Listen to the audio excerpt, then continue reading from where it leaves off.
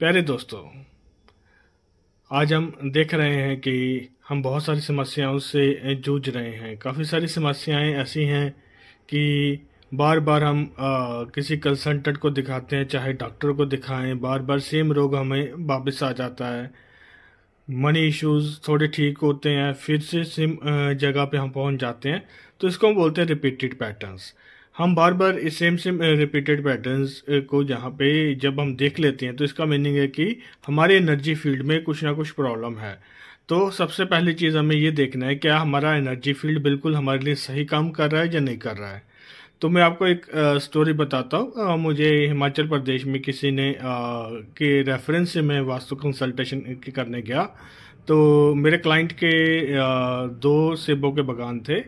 वो काफ़ी अच्छे रिच फैमिली के थे, पर प्रॉब्लम ये थी कि उनके घर में बार बार health issues, repeated health issues होते जा रहे थे। कभी उनकी मदर बीमार हो जाती, जब वो ठीक होती उनका बच्चा बीमार हो जाता, कभी बच्चा ठीक होता वाइफ बीमार हो जाती। तो इन रिपीटेड पैटर्न्स के कारण जब मैं उनसे मिलने गया तो सबसे पहली चीज़ मैंने पाया कि उनके घर में कोई भी वास्तु दोष नहीं है। हर चीज़ जहाँ अग्नि कुंड में हम कहते किचन होनी चाहिए, साउथ वेस्ट में बेडरूम होना चाहिए, सारा अकॉर्डिंग टू वास्तु बिल्कुल सही था। तो अगर बिल्कुल सही था तो मैंने फिर उनसे पूछा कि आपने पहले कभी वास्तु कंसल्टेंट को बुलाया है? उन्होंने कहा हाँ, हमने बहुत सारे वास्तु कंसल्टेंट्स को बुलाया है और बहुत सारे मॉडिफिकेशन करे हैं। तो इस समय उनका घर जो भी बना वो वास्तु के अकॉर्डिंग बिल्कुल सही चल रहा था। पर जब मैंने अपनी वास्तु की ओरा स्कैनिंग मशीन से उनके घर का ओरा चेक करना शुरू किया तो मुझे पता चला कि उनके घर में कुछ देवतास जो हैं वो नेगेटिव एनर्जीज दे रहे हैं। तो अगर देवतास कुछ अगर नेगेटिव एनर्जी देनी शुरू कर दे तो हमें उस देवता के नेगेटिव इम्पैक्ट लगने शुरू हो जाते हैं। उसी तरह हमारे हेल्थ को इम्पैक्ट करने के लिए दो देवतास की एनर्जी होती है जो नॉर्थ डायरेक्शन में होते हैं। तो मैंने चेक किया वो दो देवतास की जो एनर्जी है उनमें से एक देवता की एनर्जी जो है वो नेगेटिव आ रही है। तो हर देवता को प्रसन्न करने के लिए जैसे हम कुछ पूजा पाठ करते हैं तो इसी तरह वास्तु के देवताओं के कुछ हम कहते हैं कुछ उनके फूड्स होते हैं।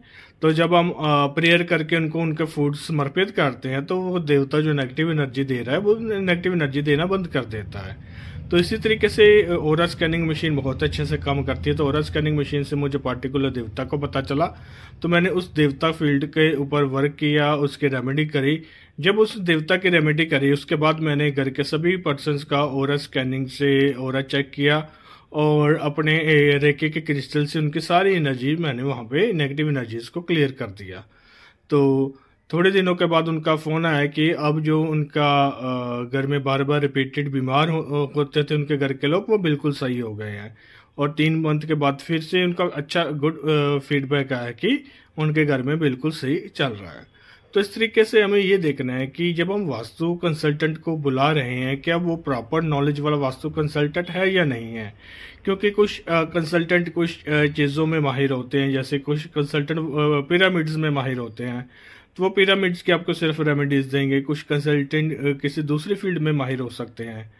तो अगर कोई अच्छा वास्तुशास्त्री होगा जिसने वैदिक वास्तुशास्त्र पढ़ा और देवता वास्तु की अच्छी नॉलेज रखता है तो हमें पता है कि हमारे घर में 45 वास्तु देवताओं की एनर्जी होती है और हर एनर्जी हमें गुड है तो अच्छे इम्पैक्ट आएंगे, बैड है तो उसके बैड इम्पैक्ट आएंगे।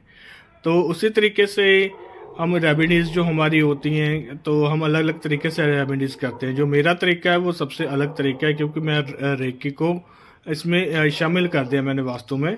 मैं रेकी से घर की ऊर्जा को क्लियर करता हूँ, घर के पर्सनस की ऊर्जा को क्लियर करता हूँ। क्योंकि अगर घर का वास्तु जितना मर्जी अच्छा हो, अगर घर के पर्सनस की ऊर्जा सही नहीं है तो वो हमारे ऊपर ज़्यादा अच्छा इम्पैक्ट नहीं डालती है। तो सबसे पहले सेल्फ की ऊर्जा क्लियर हो, घर की ऊर्जा एकदम एनर्जाइज हो तो हमारे ऊपर वास्तु का बहुत अच्छा इम्पैक्ट आता है। तो इसी तरीके से अगर आप भी पर्सनल रेकी कंसल्टेंसी लेना चाहते हैं तो आप मुझे कनेक्ट कर सकते हैं। Thank you.